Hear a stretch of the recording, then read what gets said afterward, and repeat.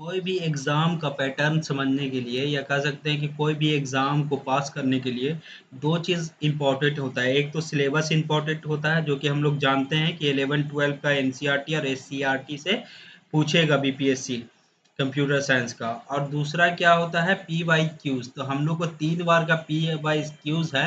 एक तो 11-12 का है और दूसरा 6 टू 10 वाला है। सेम ही रहता है, सेम ही सिलेबस को फ़ॉलो करता है।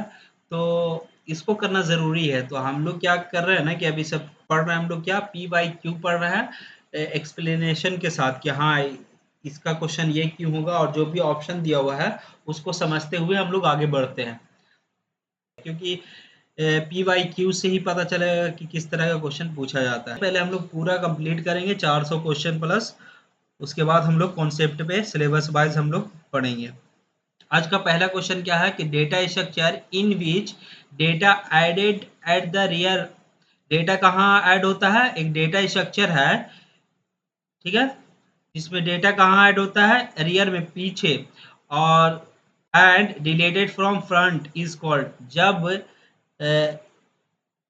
ऐसा डेटा स्ट्रक्चर जिसमें क्या होता है कि उसमें डेटा जो इंसर्ट करते हैं ना हम लोग वो पीछे से करते हैं और जो डिलीट होता है वो फ्रंट से होता है। किस तरह का डेटा स्ट्रक्चर होता है? तो हम लोग कोई भी टिकट काउंटर पे गए हैं, रेलवे का हो गया या बस का हो गया, तो इसमें इस तरह का सिचुएशन देखा जाता है कि पीछे से बंदा लोग मतलब आके लगता है और आगे से खिड़की जहाँ पे टिकट देता है वहां से हमारा चला जाता है लेके टिकट, मतलब वो डिलीट होता है। तो इस तरह का सिचुएशन क्यू डेटा स्ट्रक्चर में आता है। तो इसका आंसर क्या हो जाएगा? क्यू। और ऑप्शन देख लेते हैं। ये तो हो जाएगा क्यू, क्यू हो जाएगा जो जो ऐड कहाँ से होता है? रियर से, पीछे से। और डिलीट कहाँ से होता है? फ्रंट से। ये तो सही है भाई, हम लोग समझ लिए कि क्यू डेटा स्ट्रक्चर में होता है इस तरह का, ठीक है। और स्टैक में क्या होता है कि जो डेटा है ना वो इंसर्ट होगा टॉप से, मतलब वही इंड से इंसर्ट इंसर्ट भी होगा और डिलीट भी होगा। लेकिन जो पहले इंसर्ट होगा ना वो लास्ट में डिलीट होगा। नेक्स्ट क्वेश्चन बोल रहा है कि which of the following is use to define the members of a class externally in C plus plus. C plus plus में एक्सटर्नली डिफाइन करने के लिए हम लोग क्या यूज करते हैं? तो यार हम लोग ये जो कॉलन है इसको यूज करते हैं।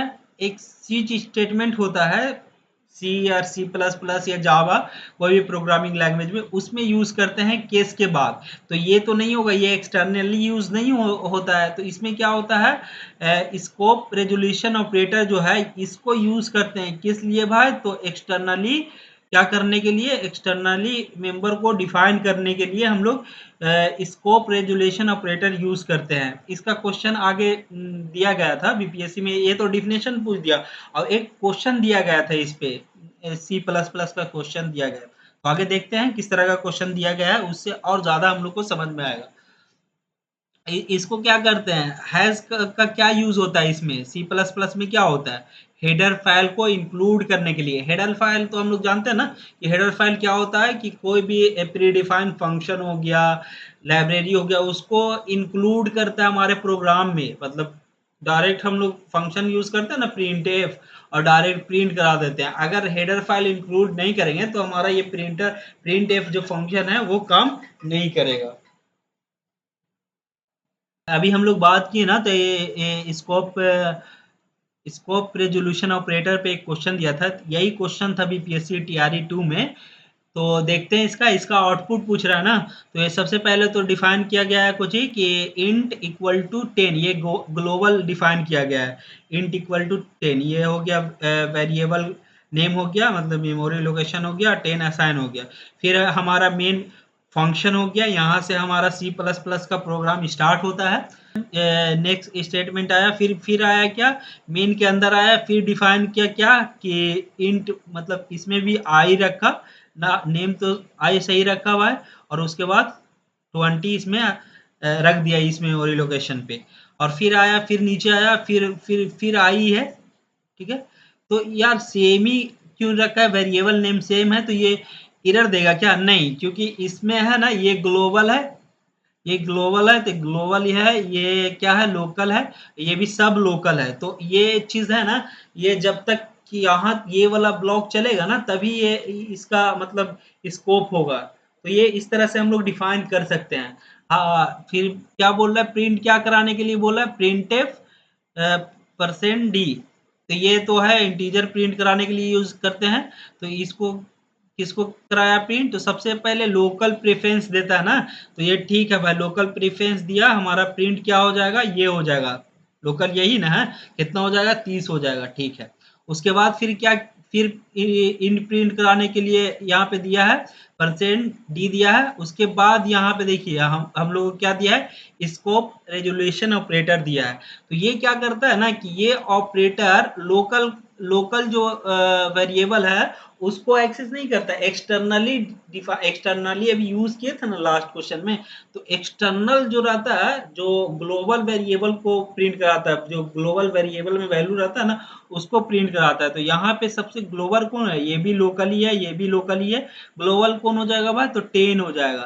तो हमारा कितना हो जाएगा 30, तो ठीक है, फिर कितना प्रिंट कराएगा, 10 कराएगा। तो इस तरह से हमारा आंसर कौन सा हो जाएगा, 30 या 10, ए आंसर हो जाएगा।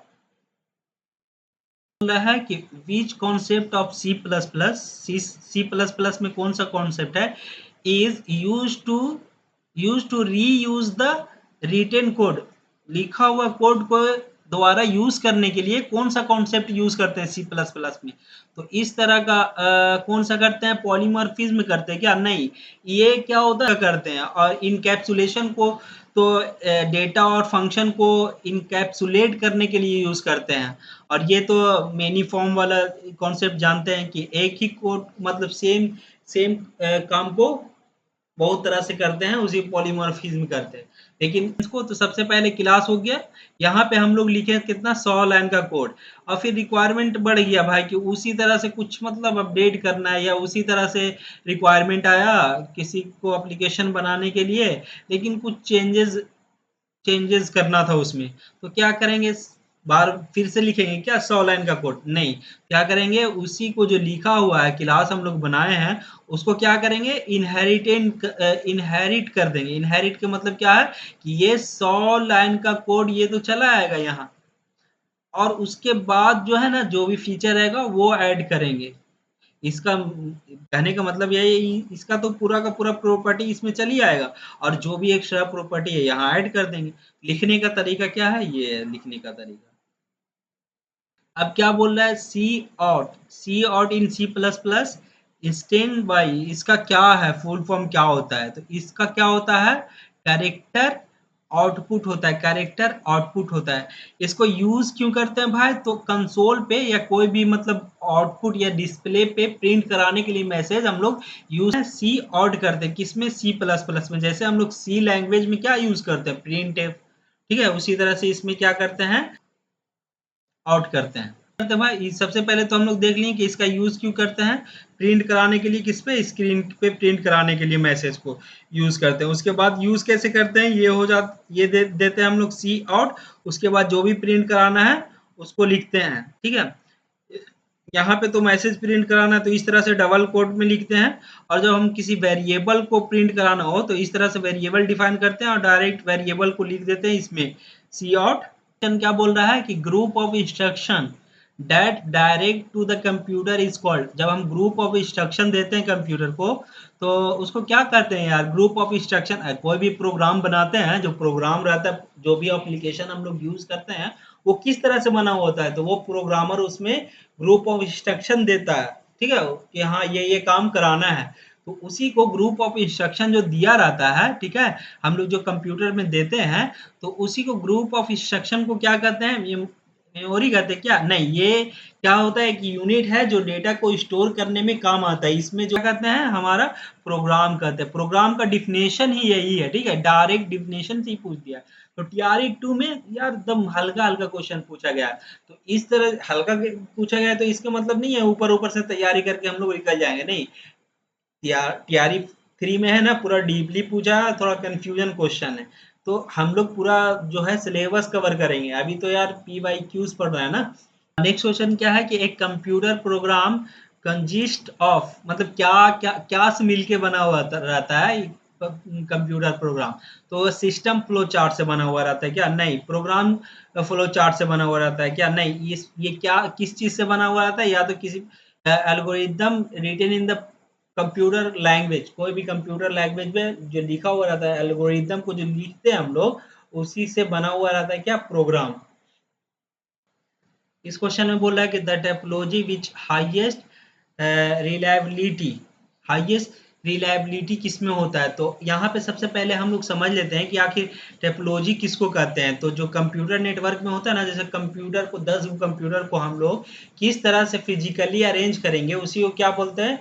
टेक्नोलॉजी बोलते हैं। तो इसमें बेसिक टेक्नोलॉजी क्या है? इसमें 5 तरह का बेसिक टेक्नोलॉजी होता है। एक बर्स्ट टेक्नोलॉजी होता है। इसमें क्या होता है ना कि हम लोग कैसे कंप्यूटर को अरेंज कर सकते हैं कि एक वायर लाएंगे और उस वायर में क्या, एक वायर लाते हैं, उस वायर में सारा को इस तरह से कनेक्ट कर देते हैं। तो अगर इस तरह से कनेक्ट करके नेटवर्क हम लोग बनाते हैं ना, इसी को क्या बोलते हैं? Burst topology. और दूसरा क्या है? स्टार टोपोलॉजी किसको कहते हैं? कि हम लोग एक हब लाते हैं और हब में सारा को, उसका पोर्ट से सारा को कनेक्ट कर देते हैं, इस तरह से स्टार बनता है एक तरह से। इसीलिए इसको क्या बोलते हैं? स्टार टोपोलॉजी बोलते हैं। रिंग में क्या होता है कि एक एक नोड को, मतलब एक कंप्यूटर को दूसरा कंप्यूटर से, दूसरा को तीसरा के, तीसरा से चौथा को, चौथा को पहला से, मतलब इस तरह से हम लोग अरेंज करते हैं। इसी को क्या करते हैं? Ring topology. और मेश में क्या होता है ना कि एक एक कंप्यूटर से, एक कंप्यूटर ये हो गया, सारा सभी से क्या करते हैं? कनेक्ट कर देते हैं। या ये वाला हुआ तो इसको सारा से कनेक्ट कर दिए। तो ये सबसे क्या होता है? रिलायबल होता है। कौन सा? मेश। इसमें जो है क्या कह सकते हैं कि इसका जो नेटवर्क है फेल होने का चांसेस बहुत कम होता है। इस और सब में यार चांसेस बहुत ज्यादा होता है फेल होने का। अगर ये वाला वायर क्या हुआ, खराब हो गया या टूट गया या कुछ भी हुआ, तो ये क्या होगा? पूरा नेटवर्क फेल होगा। इसमें क्या होगा कि अगर एक एक ये जो है हब, वो क्या हुआ, अगर ये डैमेज हो गया या खराब हो गया, तो ये पूरा नेटवर्क क्या होगा? डिस्ट्रॉय हो जाएगा।